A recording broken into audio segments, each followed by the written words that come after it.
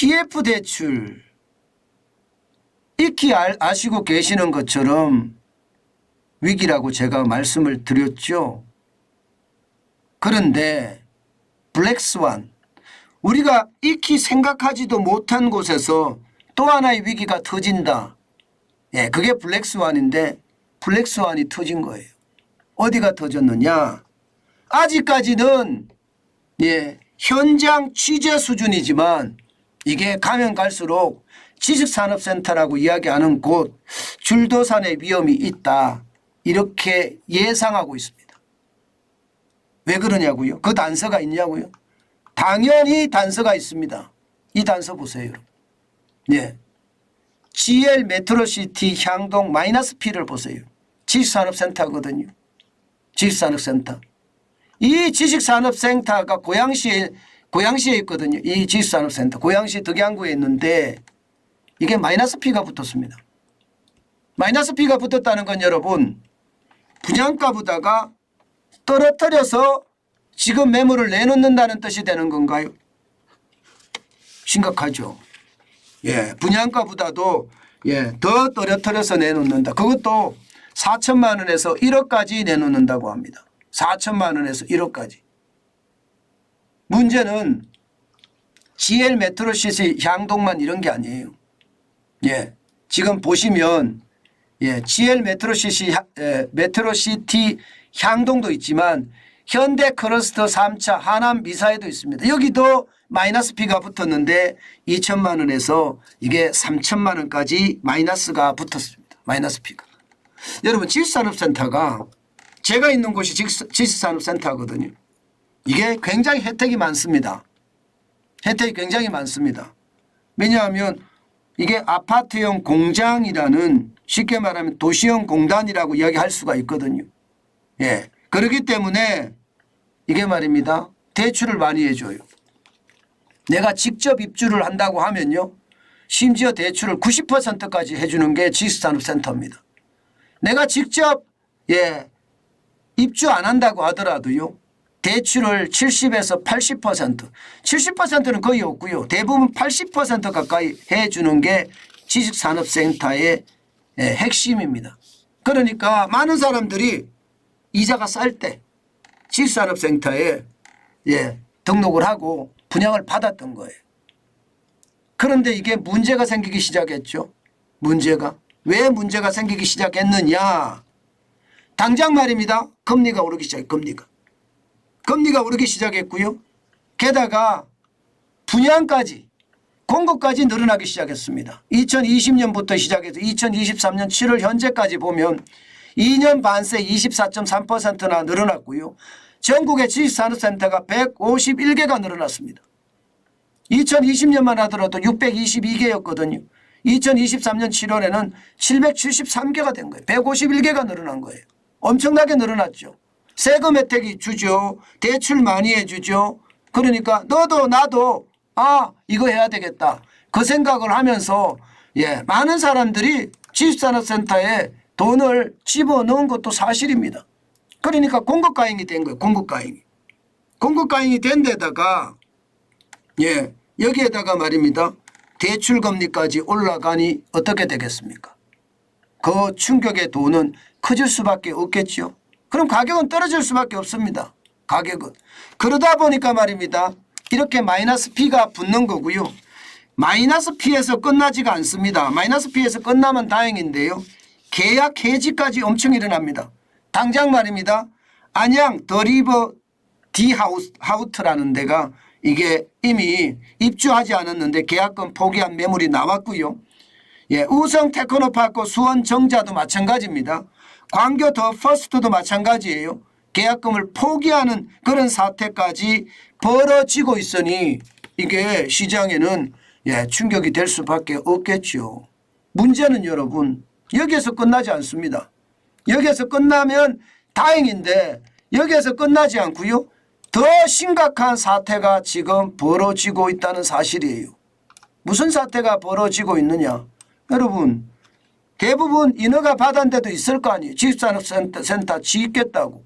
실제로 말입니다. 인허가를 받은 곳을 보면 2019년에 139 신규입니다. 2020년에 141곳 굉장히 많이 늘어나죠. 2021년에 130곳 2022년에는 182곳이에요. 올해는 대폭적으로 줄었지만 말입니다. 올해는 줄 수밖에 없습니다. 지금 할 수가 없으니까 해봤자 분양이 안 된다고 감안을 하니까. 그런데 이렇게 앞서서 말입니다. 신규 하겠다고 허가를 많이 낸 곳 이제 이런 곳이 문제가 된 거예요. 왜 문제가 됐느냐. 기본적으로는 공급 가행 773개라는 공급 가행이 문제고요. 여기에다가 지금 건설 중인 곳은 어떻게 됐을까요? 건설 중인 곳은 부지 매입해갖고 그죠? PF 대출로 바꿨겠죠. 89곳이 PF 대출로 바꿨을 겁니다. PF 대출로 바꿨으면 여러분 PF 대출 금리 한번 보세요. 중순위가 13에서 15%고요. 후순위가 20%, 25%입니다. 시행사 이거 버텨낼까요? 이 금리 버텨낼 수 있을까요? 예. 25%의 금리를 버텨낼 수 있다. 저는 장담 못합니다. 저는 장담 못해요. 이거 저는 충격이 될 수밖에 없다고 생각을 합니다. 더 큰 문제는요. 이렇게 앞으로도 많이 남아있다는 거예요. 많이 남아있다. 미착공이 324개예요. 자, 미착공은요 여러분 인허가를 받고 미착공이라고 생각할 수도 있거든요. 예, 미파악도 마찬가지입니다. 인허가를 받고 지금 대기하고 있는 물량이라고 할 수 있는데 인허가를 받았으면 여러분 무슨 일이 벌어졌을까요? 대지 토지 매입을 해야지 인허가가 쉽거든 되거든요. 토지 매입을 했을 거예요. 토지 매입을 했으면 브릿지론을 받았을 거 아닙니까?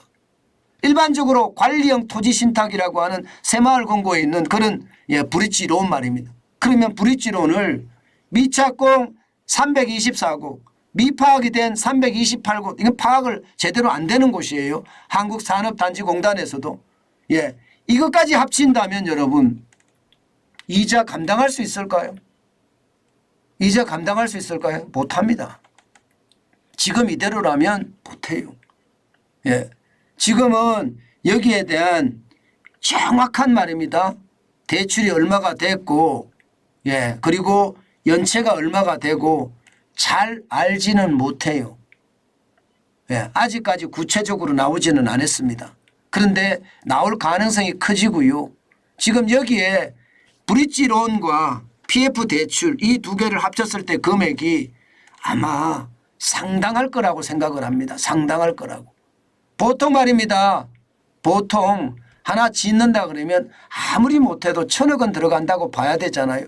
여기다가 1,000억을 대입하면 예, 89개 동에다가 1,000억을 대입하면 8조 9천억 원이 되나요? 예, 만약에 미착공인데 여기들 1,000억을 대입 물론 뭐 1,000억까지는 안 될 거예요. 정확하지는 않습니다. 예, 1,000억을 대입하면 여기는 엄청나죠. 그러면 32조인데 32조 4천억 원인데요.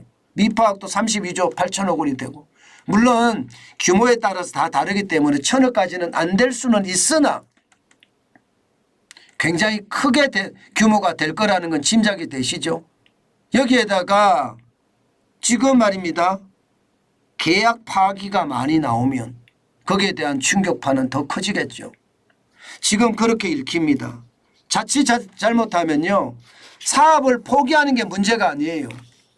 예, 이것 때문에 금융에 또 하나의 트리거가 되지 않겠느냐 하는 게 지금 시장에서 무서워하고 무서워하는 예측입니다. 저는 가능성이 있다고 보거든요. 물론 아직 서울에서는 이게 지식산업센터가 크게 이렇게 문제되고 있지는 않아요. 그런데 많은 데가 걱정을 합니다.